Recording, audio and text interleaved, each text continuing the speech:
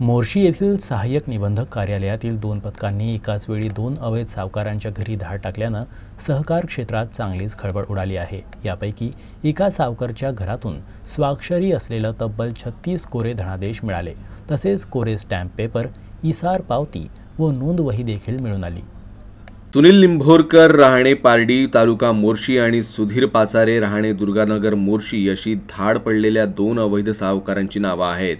माहितीनुसार सुनील निंभोरकर आणि सुधीर पचारे यांच्या विरोधात अवैध सावकारीच्या अनेक तक्रारी सहकारी संस्थांचे जिल्हा उपनिबंधक शंकर कुंभार यांच्याकडे आल्या होत्या। या तक्रारींच्या आधारे कुंभार यांनी मोर्शीतील सहाय्यक निबंधक राजेश भुयार आणि आशिष चर्जन यांच्या नेतृत्वात 2 स्वतंत्र पथके गठीत करून शुक्रवारी सकाळी निंभोरकर आणि पचारे यांच्या घरी पोलीस बंदोबस्तात धाड टाकली।